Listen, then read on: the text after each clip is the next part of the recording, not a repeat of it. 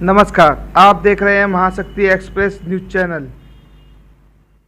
जय भीम साथियों, जैसा कि आप जानते हैं कि केंद्र की सरकार ने पिछले दिनों लेटरल एंट्री से 9 लोगों को डायरेक्ट ज्वाइंट सेक्रेटरी लगाया और उसमें किसी भी एससी, एसटी, ओबीसी, माइनॉरिटी के व्यक्ति को स्थान नहीं दिया। और अब फिर 30 पोस्ट फिर से लेटरल एंट्री से भरने जा रहे हैं। पिछले दिनों कुछ डायरेक्टर्स भी लगाए और डायरेक्टर्स लगाने की भी प्लानिंग चल रही है। और इस लेटरल एंट्री में जो युवा कई साल तक मेहनत करता है, सोचता है कि मैं मेहनत करके सिविल सर्विसेज क्वालिफाई करके आईएएस बनूंगा, या जो आईएएस बन चुका है वो उम्मीद करता है कि मैं ज्वाइंट सेक्रेटरी बनूंगा, तो ये जो लेटरल एंट्री में भर्ती डायरेक्ट जो हो रही है, इसमें देश के सभी पढ़ने लिखने वाले और सभी मेहनती लोगों को का हक अधिकार मिल रहा है। और इसमें एससी, एसटी, ओबीसी और माइनॉरिटीज के लोगों को पूरी तरीके से इग्नोर किया जा रहा है। तो इस तरीके से हमारे लोगों का हक अधिकार मारने की एक साजिश है। और इस साजिश के खिलाफ हम लोग 16 तारीख को कल सुबह 10 बजे जंतर मंतर पर संवैधानिक तरीके से, शांतिपूर्वक तरीके से अपना आंदोलन करेंगे, प्रदर्शन करेंगे और केंद्र सरकार को ज्ञापन दे के मांग करेंगे कि वो लेटरल एंट्री को तुरंत बंद करे। और वो लोग एक बहाना लगाते हैं कि उनको टेक्नोक्रेट चाहिए।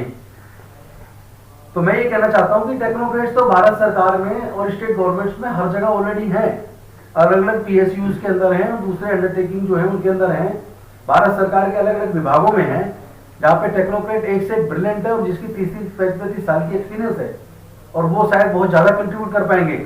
बेसिकली ये बहाना है। सच्चाई ये है कि जो इनके अपने मिलने जुलने वाले लोग हैं या पूंजीपति लोग हैं, उन पूंजीपति लोगों के एजेंडे को जब सरकार के अंदर बैठे हुए लोग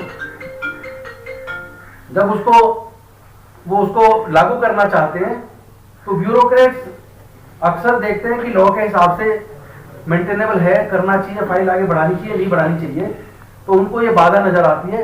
इसलिए वो ऐसे ज्वाइंट सेक्रेटरी जो उनके अपने बंदे हों, उन बड़े बड़े पूंजीपतियों के अपने बंदों को यहाँ अलग अलग मंत्रालयों में फिट करना चाहते हैं, ताकि उनके माध्यम से फाइल बनवा के वो अपने एजेंडे को सेट कर सकें। इरादा कुछ और है और इसका सीधा सीधा नुकसान देश का जो मेहनत का समाज है, जो पिछड़ा समाज है, उन पर और अल्पसंख्यक समाज है, जो गरीब समाज है, उनका सबका हक अधिकार मारा जा रहा है। तो इसके खिलाफ पूरे समाज के लोग एकजुट होकर आज हमने तय किया है कि कल हम लोग इस पे प्रदर्शन करेंगे और मजबूती से अपनी बात को रखेंगे और केंद्र सरकार को प्रेशराइज करेंगे कि वो इसको तुरंत विड्रॉ करे। और दूसरी बात, जो इन्होंने प्राइवेटाइज किया, जो भारत सरकार के उपक्रमों को बेच रहे हैं, ये भारत सरकार के उपक्रमों को बेचना बंद करें।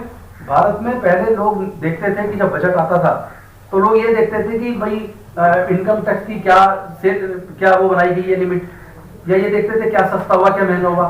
लेकिन इस बार अनफॉर्चुनेटली हम देख रहे हैं कि लगभग 2.25 लाख रुपया भारत सरकार के उपक्रमों को बेचकर कमाने का लक्ष्य इस केंद्र की सरकार ने रखा है, जो बहुत ही मतलब अनफॉर्चुनेट है। ऐसी सरकार देश को कभी नहीं मिली।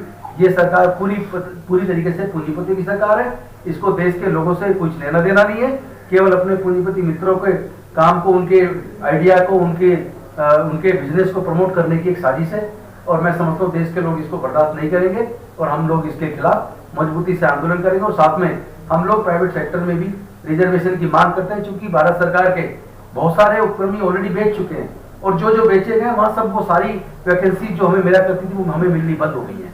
तो एक तरीके से हमारे आगे बढ़ने का जो रास्ता डॉक्टर बाबा साहब अम्बेडकर जी ने पढ़ाई मतलब शिक्षा के माध्यम से और रिजर्वेशन के माध्यम से जो हमें दिया था, वो लगभग इन्होंने छीन लिया है। इसलिए हमें मजबूत होकर, एकजुट होकर इस लड़ाई को आगे बढ़ाना है और नॉन पॉलिटिकल, पूरी तरह सामाजिक तौर पर पूरा समाज एकजुट होकर इसके खिलाफ आंदोलन करेगा। और मैं चाहूंगा जो हमारे साथी बैठे डॉक्टर रतन लाल जी